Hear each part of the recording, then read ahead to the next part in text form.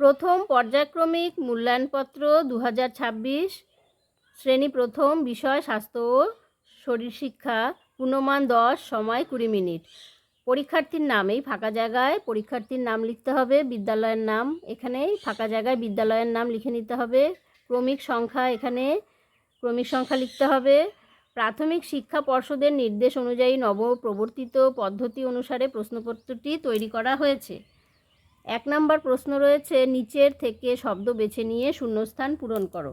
এখানে একটি বক্স দেওয়া রয়েছে, বক্সে লেখা আছে ভর, হাত, রবীন্দ্রনাথ ঠাকুর, দিদিমা। এখানে দেখো 4টি শূন্যস্থান দেওয়া রয়েছে।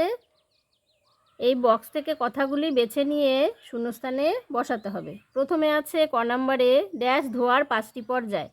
শূন্যস্থানে বসবে হাত, হাত ধোয়ার 5টি পর্যায়।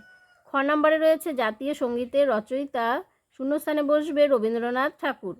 গ নম্বরে লেখা আছে মুরগির মতো চলার সময় প্রথমে 2 পায়ে, এখানে হবে ভর, ভর দিয়ে বসতে হবে। ঘ নম্বরে লেখা আছে মায়ের মাকে বলে, এই শূন্যস্থানে বসবে দিদিমা। এরপরে 2 নম্বরে রয়েছে ঠিক উত্তরে রাইট চিহ্ন ও ভুল উত্তরে কাটা চিহ্ন দাও। ক নম্বরে লেখা আছে জাতীয় পতাকায় 5টি রং আছে, কথাটি ভুল, এই বক্সে তাই কাটা চিহ্ন দিতে হবে।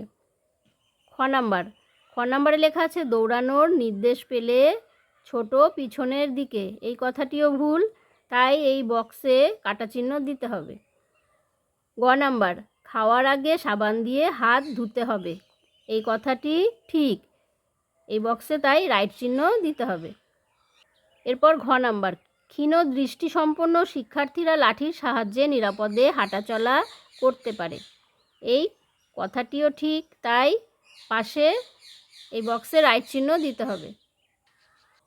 এরপর 3 নম্বরে আছে নিচের প্রশ্নগুলির উত্তর লেখো। ক নম্বরের প্রশ্নটি হলো সাদা রং কিসের প্রতীক, এই ফাঁকা জায়গায় উত্তরটি লিখে নিতে হবে। উত্তরটি হলো সাদা রং সততা, বিশুদ্ধতা ও সরলতার প্রতীক। এরপরে খ নম্বর প্রশ্ন আছে বাবার থেকে যারা বড় তাদের কি বলে, উত্তরটি হবে বাবার থেকে যারা বড় তাদের জ্যাঠামশাই বা জেঠু বলে। এরপরে গ নম্বরে লেখা আছে সিংহাসনে প্রথমে কিভাবে বসতে হবে, উত্তরটি হবে সিংহাসনে প্রথমে বজ্রাসনে বসতে হবে।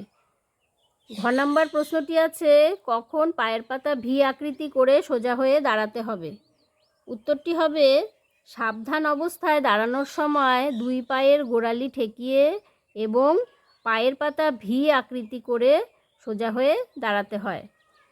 নম্বরের প্রশ্নটি হলো সর্দার কী ধরনের খেলা, উত্তরটি হবে সর্দার বিনোদনমূলক খেলা। এরপর চ নম্বরে শেষ প্রশ্ন, চ নম্বর প্রশ্নটি হলো কেমন ছাত্রছাত্রীদের দৌড়ানোর ক্ষেত্রে বাঁশির সংকেত ব্যবহার করতে হবে, উত্তরটি হবে শ্রবণ প্রতিবন্ধকতা যুক্ত ছাত্রছাত্রীদের দৌড়ানোর ক্ষেত্রে বাঁশির সংকেত ব্যবহার করতে হবে। আজ এ পর্যন্তই, দেখা হচ্ছে পরের ভিডিওতে।